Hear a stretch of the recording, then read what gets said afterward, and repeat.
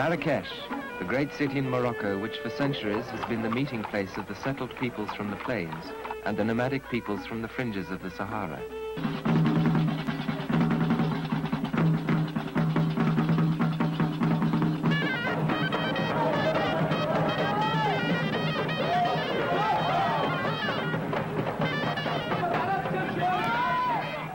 The nomads bring new energies to the city, transforming its main square into a vast stage.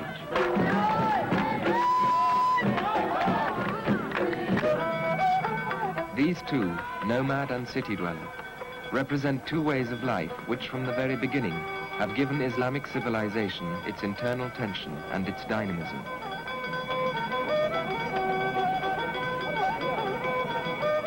The nomads have lost nothing of their pride.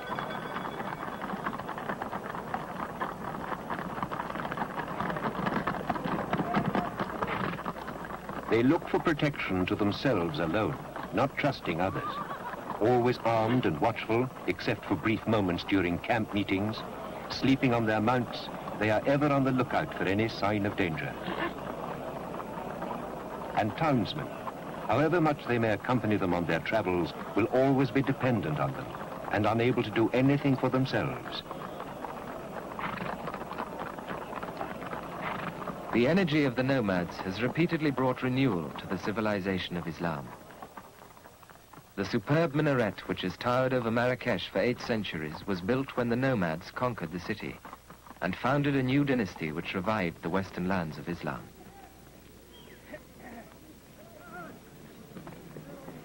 Century after century, the nomads are drawn towards the city, at once repelled by its confusion and restrictions, and attracted by its promise of luxury and wealth.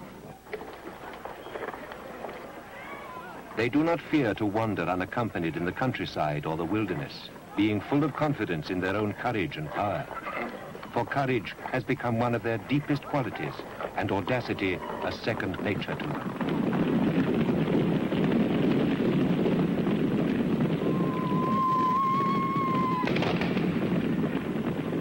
In contrast, the city dwellers give the civilization stability.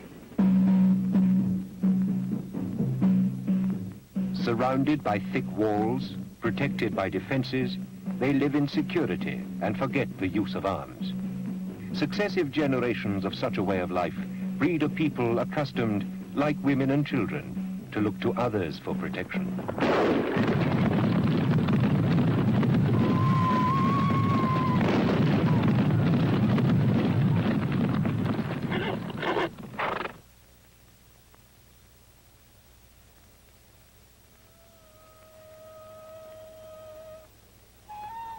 There are few Muslims who do not at times yearn for the desert and its austere and simple life. The Prophet Muhammad himself was only 2 generations removed from the nomads. The first great empire of Islam, the Umayyad Empire, was won by the nomadic Bedouin of Arabia. Its rulers built palaces in the desert. Here their children were brought up in the ways of the nomads, and here the caliphs, whose empire stretched from India to Spain, would spend a part of each year among the tribesmen.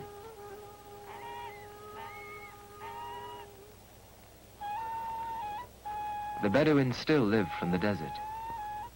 They share with other nomadic peoples in North Africa and the Middle East the long, low, black tents, which are perhaps the oldest of all man-made homes. A tent flapping in the desert breeze is dearer than this towering house. Wind rustling over the sandy waste, sweeter than all the music of the court.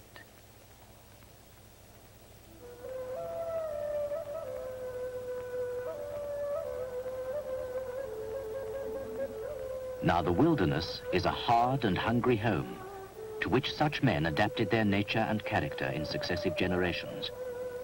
For their livelihood is based upon the produce of camels, and camel breeding draws them out into the wilderness, where the camels graze on the bushes and plants of the desert sands.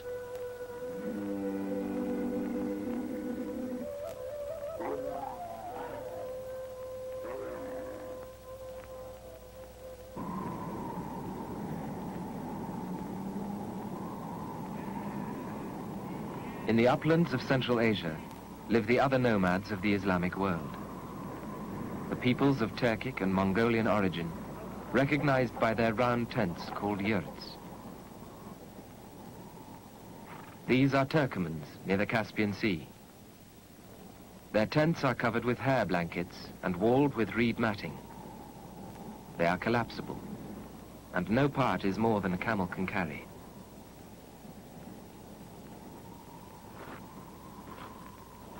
Open ovens in the ground are used to bake bread. No one has ever eaten better food than what he eats as a result of the labor of the hands. God's prophet David, peace be upon him, used to eat from what he had worked for with his hands.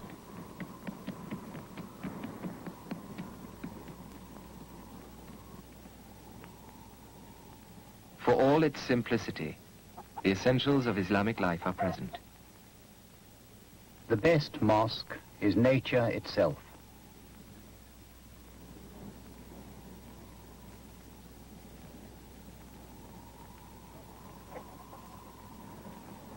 The nomads do not merely survive in the desert. They make the best possible use of its resources.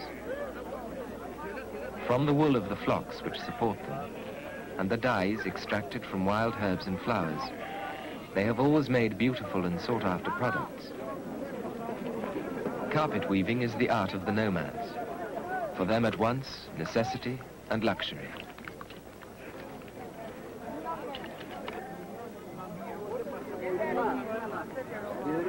The looms on which these carpets are made must be portable, and so the carpets are usually small. The natural dyes improve with use, and will not be at their best until the carpet has been washed several times.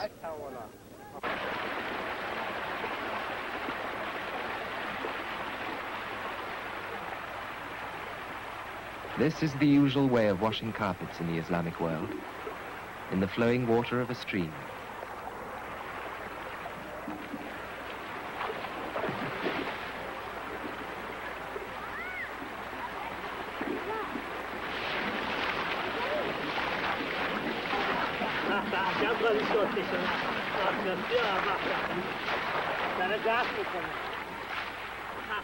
A good used carpet is more, not less costly than a new one.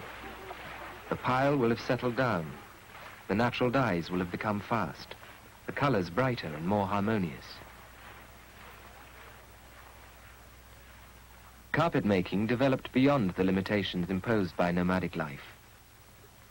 These are the carpets of the cities.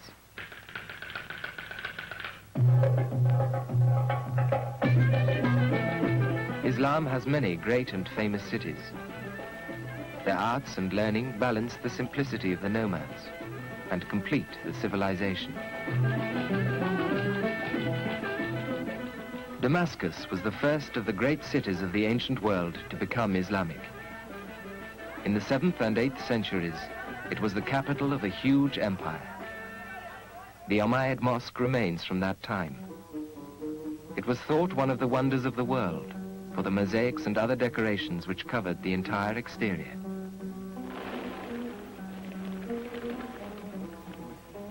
Only a few of the mosaics remain. The mosaics record the palaces, mosques and houses of Damascus as it was in the first centuries of Islam. In southern Arabia, such cities exist even today. Sana'a in the Yemen Arab Republic is a city such as the first Muslims might have known, the witness to at least 2,000 years of settled and civilized life. This city of Sana'a makes the weary traveler forget the tribulations of the journey. With its beautiful, tall, ginger-colored houses, wonderfully decorated with patterns in whitewash. The total effect upon the beholder is that it was built by fairies and jinn, and not by human hands. The politeness of its people, their gracious hospitality, and the rhythm of their life enable one to step back into history.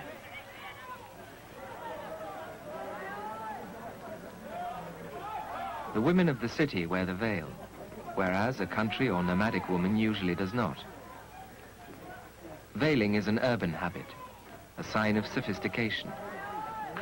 Most of the women wear colorful traditional patterns. Smart black veils are the mark of the young women of the richer families. From a Muslim point of view, the question of the equality of men and women is without meaning. It is like discussing the equality of a rose and jasmine. Each has its own perfume. Women are not equal to men, but then neither are men equal to women.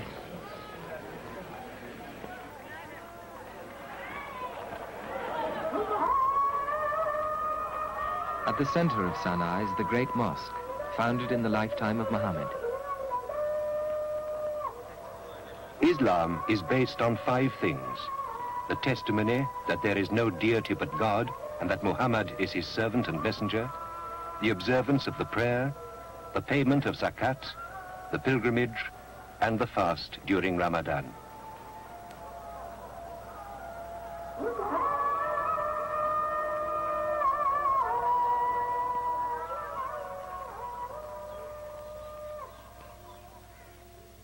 The city has several large gardens.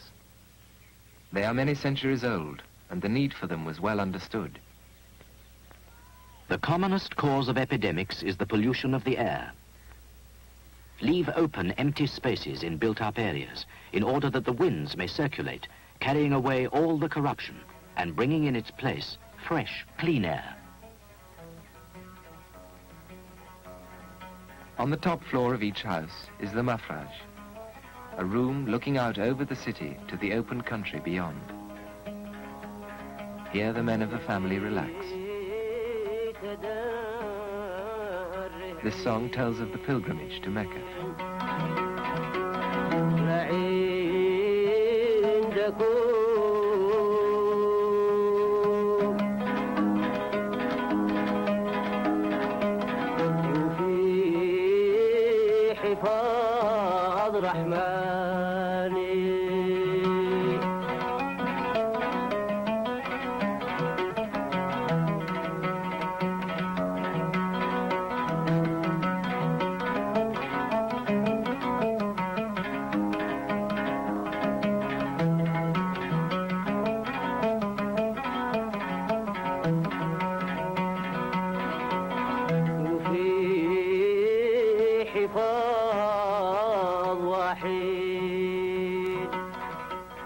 May your journey back be under the protection of the merciful, the unique and bountiful Lord, like whom there is no other. O you who bring good tidings, bring me the news of their safe arrival to awaken the spring in my heart.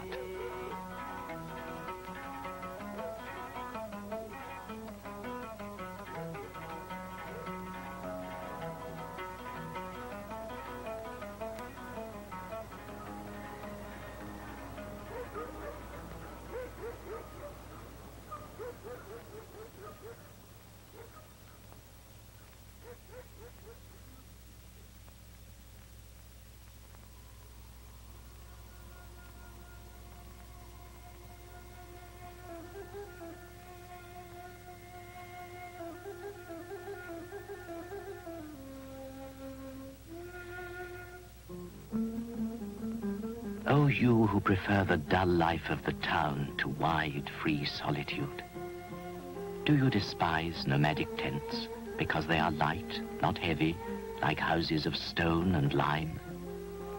If only you knew the desert's secret. The earth is like musk, even purer it is, and generous too, moistened at dawn and dusk.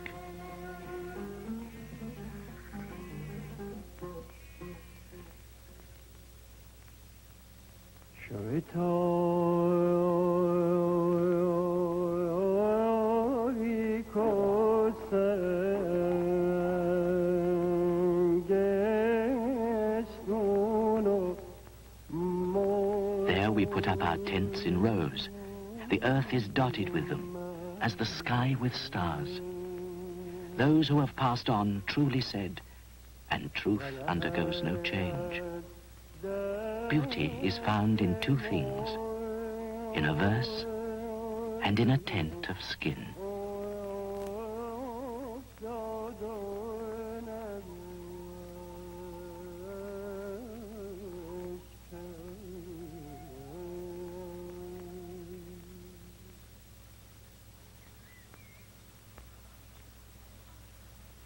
Sana'a, with its tall, outward-looking houses, is not typical of Muslim cities today.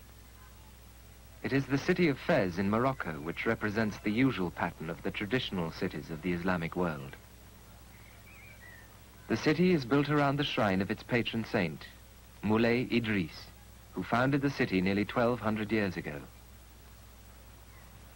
The Medina, or Old City of Fez, is cupped in a hollow of the surrounding hills. Its high walls stand in contrast to the open spaces of the nomads.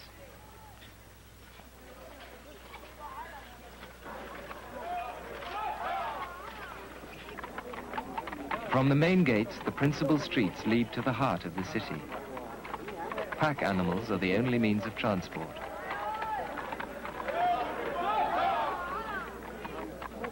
The drivers are not permitted to overload their animals.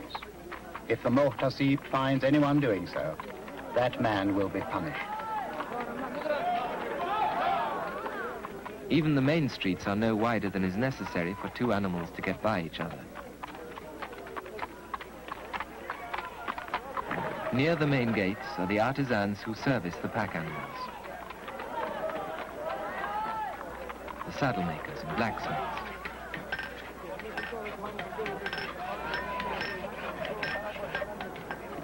All along the principal streets are the caravanserais, each built around a courtyard. Here the animals are loaded and unloaded, goods are sorted and stored, and the drivers can rest.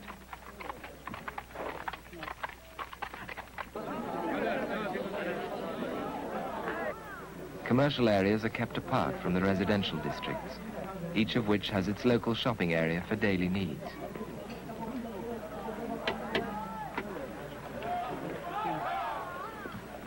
Quite often in a Muslim family, it is the husband who does the shopping. In each district there is a baker.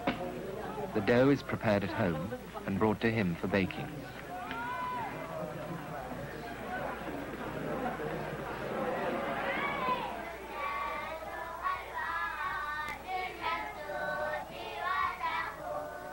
A Quranic school is also essential for each district of the city. The Holy Book of Islam is learnt by heart. Its words give meaning to a Muslim's life.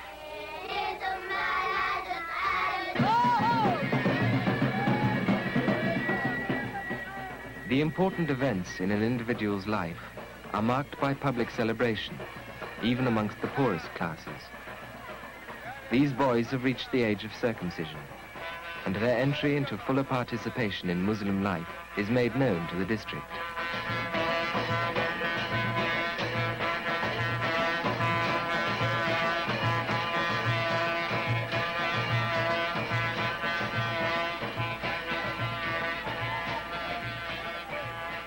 Away from the noise of the busy streets, narrow lanes give access to the dwelling houses.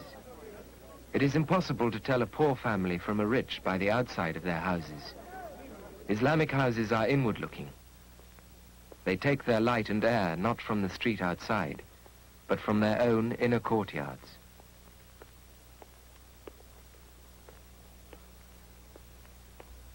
Thousands of courtyards, scattered through the city, are the lungs with which it breathes.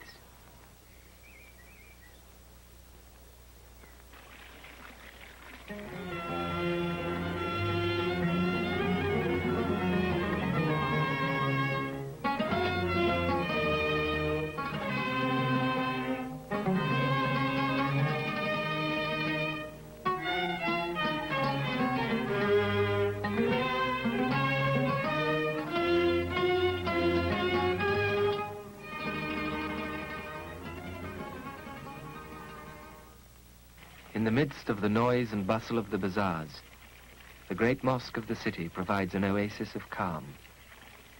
Here one can wash in preparation for the ritual prayer, or rest from the activities of the day.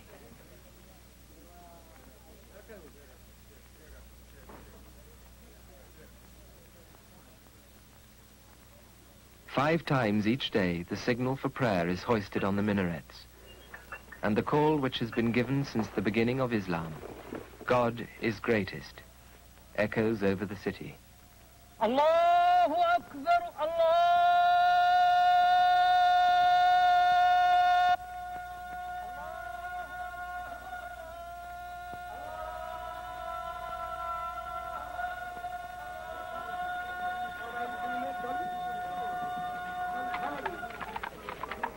In the traditional Islamic city, there are no factories where industry is concentrated, but thousands of small independent workshops which give the city its manufacturing base. Usually the goods are produced and sold on the spot. Each of the crafts is grouped in a particular area of the bazaar and organized as a guild. The craftsmen work side by side, and skills and prices may be easily compared.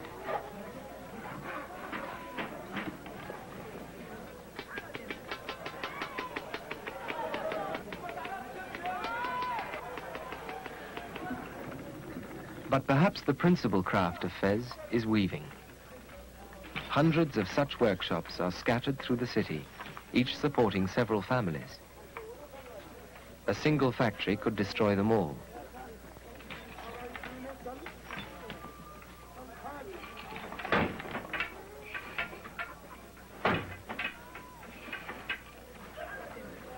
Certain crafts, such as that of dyeing, require particular conditions and are set apart in special areas of the city.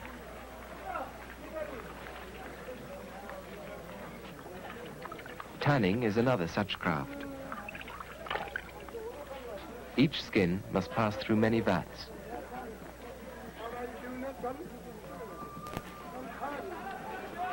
The craftsmen of an Islamic city produce goods which are often of great refinement, and yet their tools and working methods are usually of a simple and even archaic kind.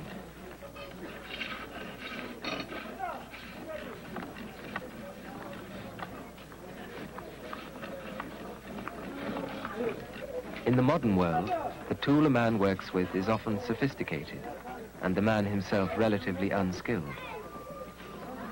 In Islam, the skill resides almost entirely in the man, and not in the tools. It is as if the craftsman perfects and refines himself together with the material he is working on.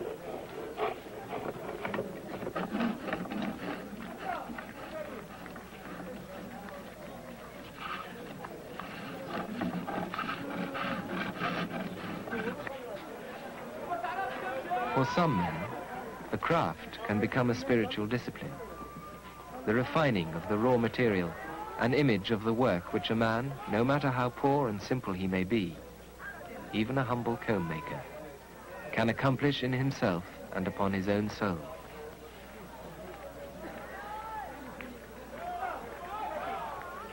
It is a pity that an old craft like mine falls into oblivion. My work may seem crude to you, but it harbors a subtle meaning which cannot be explained in words. I myself acquired it only after many long years, and even if I wanted to, I could not pass it on to my son if he himself did not wish to acquire it.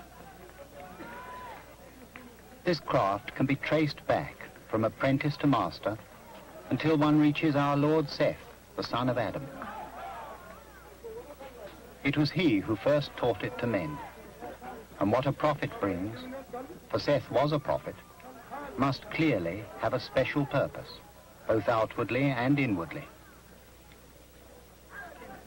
I gradually came to understand that there is nothing fortuitous about this craft, that each movement and each procedure is the bearer of an element of wisdom. But not everyone can understand this.